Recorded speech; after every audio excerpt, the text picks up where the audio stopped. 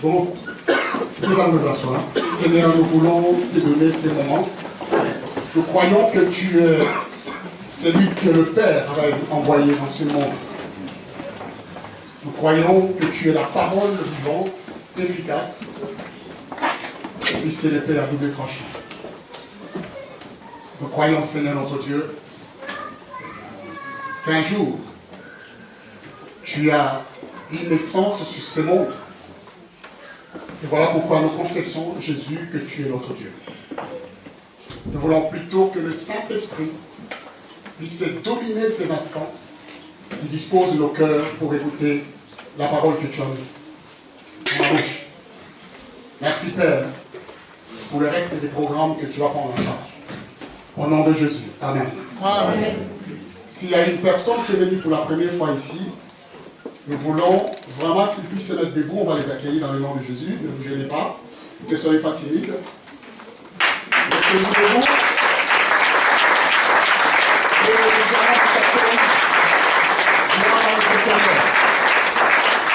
Nous avons béni Dieu pour votre présence. Nous sommes l'église évangélique délimitée par la foi. Ici, nous donnons la parole de Dieu. Peut-être c'est pour la première fois que vous venez. Nous sommes une famille. Alors, nous vous accueillons au nom de Jésus, tout notre amour avec vous. Alors, mon frère, comment tu t'appelles? Je vais te dire. David? Michel. Comment tu vas? Ah ben, tu es venu quand même. Attends, je ne me suis même pas souvenu de toi, Michel. Ben, je sais. D'accord? Et comment tu t'appelles? Caroline. Nous vous accueillons dans le nom de Jésus. Amen. Hein? Amen. Amen. Ce frère est avec moi, le frère Michel est avec moi depuis longtemps que je le connais. C'est un frère qui a toujours la foi. Et depuis, je crois que c'est la deuxième fois qu'il vient à l'église. Mais c'est un frère qui expérimente beaucoup et qui croit beaucoup en Dieu. À chaque fois qu'il est malade, il n'a jamais jeté mon téléphone, il m'appelle. Il dit, pasteur, j'ai tel problème, il faut prier pour moi. Et quand on prie, le problème part. Amen. Amen. Il peut témoigner, et il me dit, écoute, pasteur, tu es le seul quand je demande que je prie, ou tu pries pour moi, et je vois tout de suite la solution. Alors, je n'ai jamais influencé pour qu'il vienne à l'église. Mais je crois qu'il y a des choses que Dieu fait. Ça peut rester sans que la personne vienne à l'église. Amen. Hein? Amen. Mais parce qu'il croit. Ce n'est pas, la guérison ne vient pas de moi. Je suis rien. Mais parce qu'il croit que Dieu est capable de les guérir, et Dieu vraiment les guérit. Il a des tonnes de témoignages qu'il peut donner. Mais en tout cas, sois béni, Michel. Amen. Hein? Amen. Pour ta présence aujourd'hui. Nous écoutons la parole de Dieu. Nous avions vu tout ce qui s'est passé ici. En fait, dans tout ce que je vais dire pendant 20 minutes, nous avons vu cela s'exprimer au travers des enfants. Les enfants, ils nous ont tout dit par rapport à cette journée qui va venir. D'ailleurs, il faut comprendre que Noël n'existait pas dans la Bible. Amen. Hein? Ce mot Noël n'existait pas. Ce n'est pas biblique. Et ce n'est pas Dieu qui l'a créé. D'accord? Et Jésus n'est pas né le 25 décembre. Je vais vous décevoir. Il n'est pas né le 25 décembre. Donc ce n'est pas le jour où Jésus est né. Si aujourd'hui nous sommes réunis et toutes ces choses se sont faites, c'est parce que nous nous rappelons qu'un jour Jésus était né sur cette terre. Alléluia. Qu'il est venu sur cette terre et qu'il est né. Mais il n'y a pas une date précise. Le 25 décembre, c'est une date que les païens ont mis en place. Aujourd'hui, c'est devenu une fête commerciale pour vendre des trucs, essayer de lui donner des cadeaux. Mais en donnant à quelqu'un un cadeau le 25, croyant que parce que Jésus est né, tu te trompes, tu lui as donné des cadeaux. Tu peux continuer à donner des cadeaux tous les jours. Amen. Amen. Hein? Amen. Ce n'est pas les jours du Seigneur. J'aimerais les rappeler très très important. Et ces jours-là, c'est une fête païenne qui a été instituée, je ne sais pas, au XIVe siècle par un roi de France et qui symbolisait que cette journée-là était la fête du roi Soleil, un dieu d'autrefois. Donc, ce n'est pas une journée que le Seigneur a dit. Nous n'adorons pas les rois soleil. Amen. Hein? Amen. Mais nous confessons Jésus-Christ comme étant Seigneur et Sauveur. Alléluia. Voilà pourquoi j'aimerais que ça quitte dans la pensée des enfants de Dieu que nous sommes en train de fêter la journée de naissance de Jésus. Non. Mais nous profitons parce que le monde est en train de se rappeler de cela pour nous rappeler que Jésus est né un jour. Est-ce que nous pouvons acclamer le Seigneur? Amen.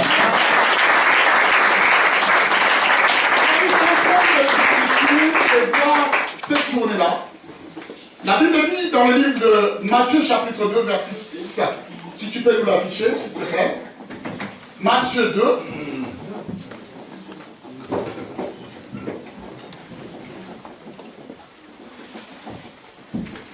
C'est quelqu'un qui est en train de parler. C'est une prophétie qui a été donnée. Et ici, elle est répétée, reprise.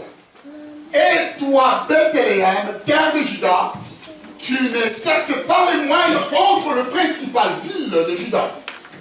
Car de toi sortira un chef qui paîtra Israël, mon peuple. Je réponds.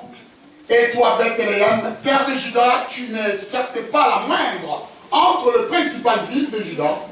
Car de toi sortira un chef qui paîtra Israël, mon peuple. Ça, c'est Hérode qui avait appelé les rois mages et les sacrificateurs de cette époque, lorsque le passage des rois mages était dans son palais, il a voulu se renseigner s'il y avait quelque chose dans les Écritures qui parlait de ces rois. Parce que Hérode était roi des Juifs. Il avait peur qu'on puisse renverser son trône. Et qu'est-ce qui s'est passé? Les sacrificateurs ont rappelé que cela a été écrit. Dans le livre de Michée, cette prophétie a été donnée à une ville. La ville s'appelait Bethléem. C'est une prophétie par excellence parce qu'elle venait de Dieu. Une prophétie, lorsqu'elle est donnée, c'est pour qu'elle soit accomplie. Amen. Amen. Mais seulement, moi je sais une chose. Quand je reçois une telle prophétie dans ma vie ou dans la ville, j'ai souvent vu ici en France, un jour, j'ai parti au travail, j'arrive en retard. La route était bloquée, partout c'était bloqué. Je me suis posé la question, je voyais la police partout, je me suis posé la question, je dis, mais qu'est-ce qui se passe? Mais pourquoi toutes les routes sont bloquées? Alors ils m'ont dit, quelqu'un m'a dit, écoutez, Sarkozy est ici. Je dis, mais attends, si Sarkozy est ici, il faut bloquer toutes les routes. Et moi, je vais arriver en retard au boulot à cause de Sarkozy. Ils ont dit, prenez les déviations. La ville où Sarkozy était arrivé était préparée. Alléluia. La ville, les routes étaient bloquées, mises en situation, parce que le président, à l'époque il était président, pas le président de l'IMP, à l'époque il était président. Je dois préparer toutes les alentours, on doit préparer parce que vous savez qu'à l'époque, l'Israël était sous la domination romaine, c'est-à-dire qu'ils étaient oppressés. Mais quand je sais que j'ai une prophétie dans ma ville, le peuple devrait se préparer. Même la ville devrait se préparer. Mais chose contraire, la ville n'était pas préparée. Amen. Personne n'attendait Jésus. Alors qu'il y a de cela des siècles que cette prophétie a été donnée, mais aucun ne faisait cas de cette prophétie. C'est comme aujourd'hui, les enfants de Dieu reçoivent des prophéties, mais ils n'en font aucun cas. Alléluia. Ils ne valorisent pas la prophétie, ils ne se préparent pas par rapport à la prophétie. Ils ne préparent pas les alentours et les périmètres par rapport à ce qu'ils ont reçu, parce qu'il se passe qu'ils oublient même qu'ils sont de la famille de David. Afin de se faire inscrire avec Marie, sa fiancée, qui était enceinte. Pendant qu'ils étaient là, le temps où Marie devrait accoucher arriva. Retenez bien ces versets. Pendant qu'ils étaient là, le temps où Marie devrait accoucher arriva. On continue. Et elle, enfantant son fils premier-né, elle la maillota, c'est ce que vous avez vu les enfants ont fait avec le roi mage, et elle le coucha dans une crèche parce qu'il n'y avait pas, souligné, parce qu'il n'y avait pas de place pour eux dans l'hôtellerie. Amen. On continue. Il y de la nuit pour garder les troupeaux. Et voici un ange du Seigneur leur apparut, et la gloire du Seigneur resplendit autour d'eux. Ils furent saisis d'une grande frayeur. Mais l'ange leur dit, ne craignez point, car je vous annonce une bonne nouvelle, qui sera pour tout le peuple le sujet d'une grande joie. C'est qu'aujourd'hui, dans la ville de David, il vous est né un sauveur, qui est le Christ, le Seigneur. Et voici à quel signe vous les reconnaîtrez. Vous trouverez un enfant emmailloté et couché dans une crèche. Est-ce qu'on peut acclamer le Seigneur?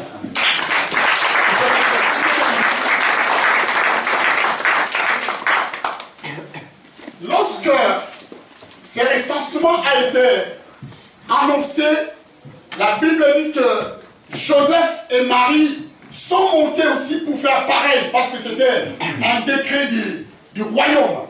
Chacun devait se plier à ses décrets. Il s'est passé que, comme un tout bon citoyen, Joseph et sa fiancée sont montés à Bethléem pour s'inscrire. Mais seulement, la Bible dit ceci, quand ils sont montés, il n'y avait plus de place dans les hôtelleries. Tout était complet et affiché complet. Aucune place qui a été préparée pour Marie et son mari, Joseph. Comment vous expliquer que le Dieu très haut, qui connaît la date de naissance de son fils et qui a fait le ciel et la terre, ne puisse pas prévoir qu'il puisse avoir une place à l'hôtel pour ce couple? Alléluia. Mais la Bible dit qu'aucune place n'était libre. Ça veut dire qu'ils ont fait des démarches pour trouver une place, ils ne l'ont pas trouvée. Parce que tout était complet. Et la Bible nous a dit ceci. L'heure où Marie devait accoucher arriva. Ça veut dire simplement, quand on va chercher un hôtel, bon, c'est pour aller dormir. Et on dort que la nuit. Ce n'est pas la journée, mais je crois qu'ils avaient beaucoup marché et ils ont dormi. Mais seulement il y a une chose que aucune place n'a été trouvée. Le monde est en train de fêter aujourd'hui la naissance de Christ. Dans les jours qui viennent, ils vont fêter jeudi. Mais seulement il y a une chose qu'ils oublient.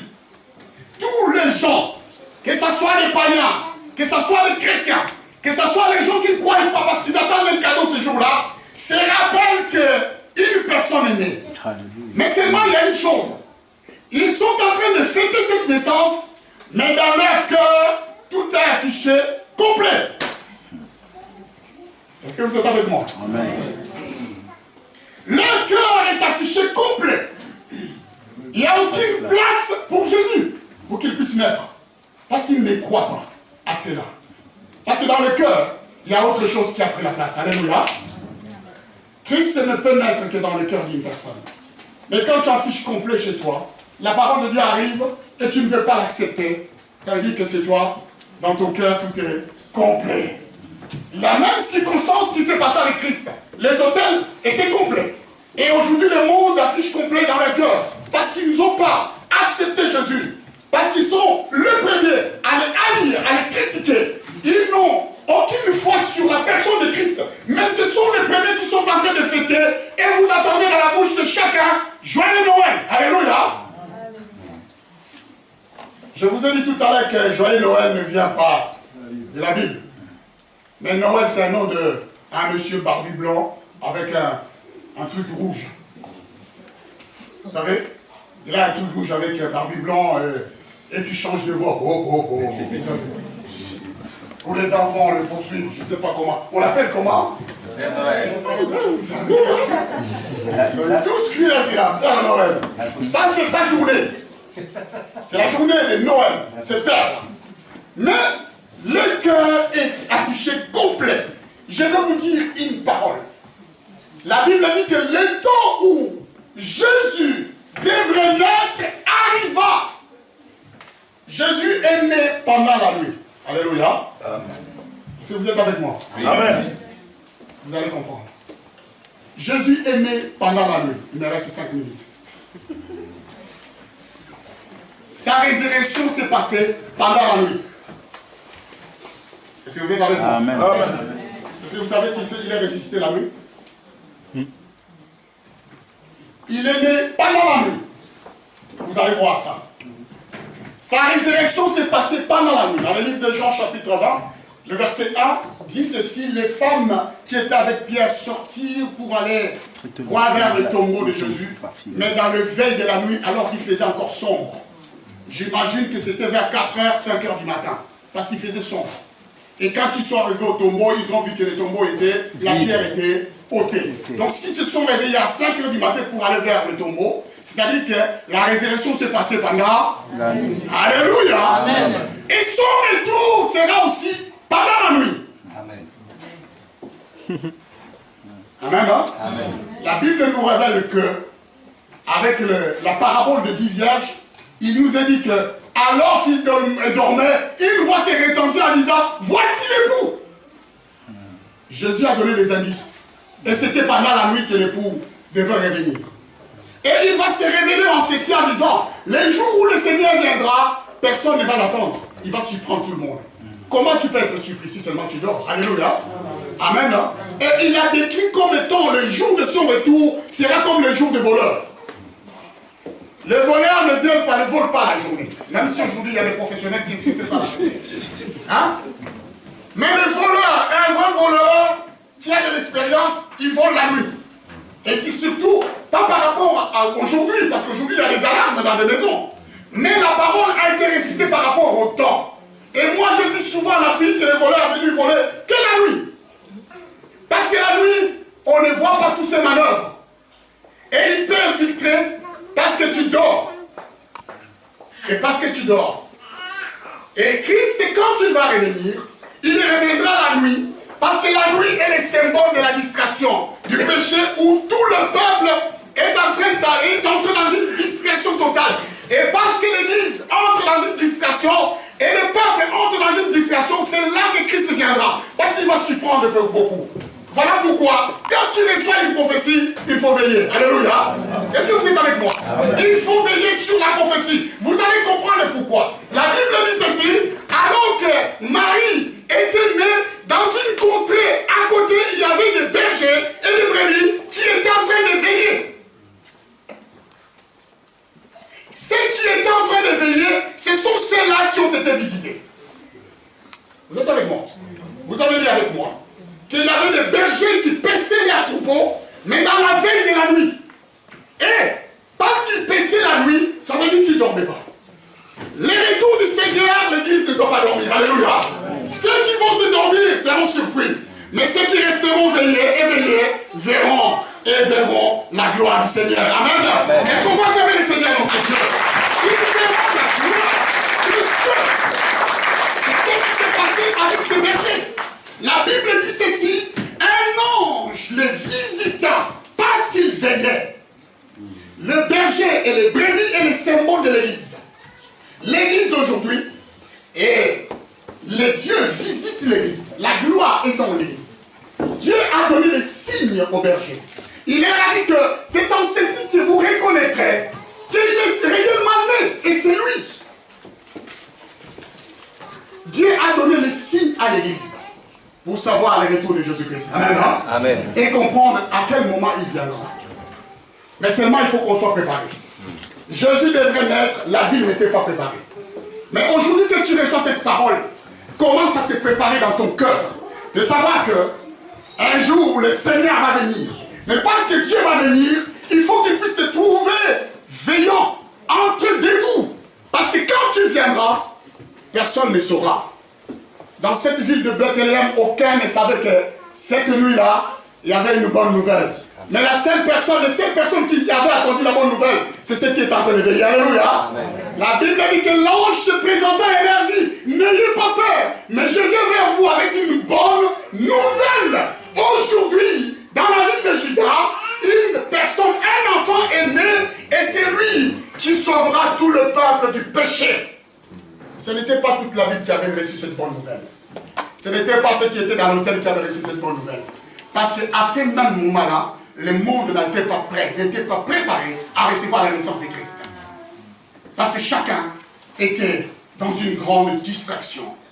Et la Bible dit ceci, ceux qui avaient reçu la promesse étaient remplis de joie en disant, oui, un enfant nous aimait et les anges sont venus s'associer à eux et les louanges se sont retenties et partout ils chantaient gloire et louange à notre Dieu. Amen. Hein?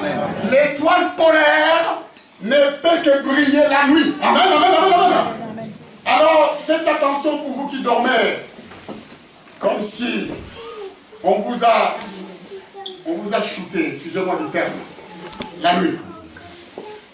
L'église ne doit pas dormir. Un enfant de Dieu, même s'il dort, il veille. De façon que quand la porte est frappée, qu'il puisse entendre. Parce que le Seigneur, quand il viendra, il ne va pas prévenir. Mais je vais poser une question. Es-tu prêt aujourd'hui, quand il vient, que tu le verras et que tu sauras combien de fois nous vous répétons dans cette église, voici les signes de la fin. Combien de fois nous disons, Jésus revient bientôt. Combien de fois nous vous informons de ce que Christ va venir. Mais si tu crois qu'il viendra la nuit, impossible. Il viendra la journée, impossible. Mais il viendra la nuit. Mais faites attention, c'est la nuit qu'il ne faut pas dormir, qu'il ne faut pas bouger. La nuit est avancée, comme dit la Bible. La lumière est là, mais la nuit est avancée. La distraction est entrée dans le monde. Les enfants de Dieu sont distraits aujourd'hui. Il ne faut pas attention. Même le cœur des chrétiens commence à afficher complet. Alléluia. Parce qu'ils n'ont plus foi. Tellement on les a dit que Jésus revient bientôt, ils voient les liens. Ça commence à afficher complet là-dedans. Ils ne croient plus aux promesses. Ils ne croient plus que Dieu c'est lui qui parle et la chose accomplie. Ils ne croient plus que Dieu c'est lui qui révèle une parole et la chose suit. Alléluia. Parce que les promesses qu'ils ont entendues, ils ont attendu longtemps et que ça ne vienne pas. Ils sont entrés dans la distraction. Alléluia. Amen, amen, amen, amen. Je me rappelle de mon fils m'avait demandé 3 ans quelque chose. Et jamais il m'a dit, papa, donne-moi. Je lui ai dit, je te promets que je te donnerai cela. Et puis je l'ai laissé. Et il s'est passé, je crois, à cette période-là, il avait 8 ans, aujourd'hui il a 15 ans. Et il s'est dit, mais ça ne vient pas toujours, cela. Je crois qu'il faut que je commence à intercéder pour autre chose. Alors j'ai vu mon épouse, je dis, je crois qu'il est temps qu'on puisse réaliser cette promesse qu'on avait faite. On va lui faire une surprise. Alléluia. Amen. Mais on va l'accomplir. Alors il me dit, oui, je suis d'accord. Il n'est pas là. Il n'est pas dans la salle. Dedans, avec les enfants. Mais ce qu'il avait, lui a été promis, va s'accomplir. Dieu t'a promis quelque chose. Si tu ne l'as pas cette année, sois en paix. Amen. Hein, Claudine? Je t'ai pas entendu aujourd'hui. Après, on va chez toi, tu nous invites. Jamais Dieu ne réalise pas sa promesse. Même si elle tarde, elle finira par s'accomplir. Amen, amen. Il y a eu des gens qui ont reçu la promesse de la naissance de Christ. Les jours où c'est arrivé, la plupart étaient partis, étaient morts. Et il y a une personne qui attendait cette naissance. On l'a présenté dans le temple comme on a présenté Léon. Et cet homme-là va prendre Jésus. Ses yeux s'ouvrent alors que beaucoup des enfants étaient passés dans l'église pour être présentés. Mais ce jour-là, il s'est dit, je ne me trompe pas, celui-ci, il a quelque chose d'exceptionnel. Alléluia. C'est cette promesse que Dieu m'avait donnée. Alors il va prendre l'enfant et bénir Dieu en disant, oui Seigneur, je te bénis. Parce que maintenant mes yeux se sont rassasiés. Et je vis celui qui sauvera ton peuple du péché.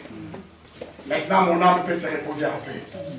Parce que jusque-là, tu m'as gardé. Jusqu'à ce que je voie la promesse. Et cet homme-là était heureux. La promesse de Dieu, quand elle arrive chez toi, elle n'apporte que la réjouissance. Alléluia. Amen. Amen. Amen. Ceux qui étaient dans le champ étaient réjouis. Ils s'attendaient de se passer là, mais ils avaient reconnu l'ange. Aujourd'hui, l'ange peut prendre toutes les formes qu'il veut. tu es en train de maltraiter ton frère à côté, peut-être c'est l'ange que Dieu a mis à tes côtés pour te donner ce qu'il te doit au jour convenable. Alléluia. Amen. Amen, amen, amen. Amen. Mais maintenant, si toi tu ne l'aimes pas, de quelle façon il peut libérer ce que Dieu a mis dans son cœur? Alléluia. Amen. Alléluia. Amen. Mais c'est pour cette raison. Alors, bien-aimés, les mondes fêtent. Nous nous réjouissons parce que Jésus revient bientôt. Et son arrivée va être la nuit. Je vous ai révélé. Jésus est né la nuit. Sa résurrection s'est passée la nuit. Et son retour est dans la nuit. Dieu nous les a montrés dans la parole de Dieu. Il faut que l'Église se prépare à ce qu'ils puissent veiller. Ceux qui veillaient ont été visités par un ange. Ceux qui vont se préparer seront enlevés avec les Seigneurs. Parce que là, la gloire viendra. Mais ceux qui vont s'endormir, parce qu'ils ont affiché complet dans leur cœur, alors pour eux, ça sera juste une distraction. Ils ne verront pas. Les jours de l'enlèvement, ne croyez pas que tout le monde sera au courant. La Bible dit ceci, 2 vont dormir ensemble.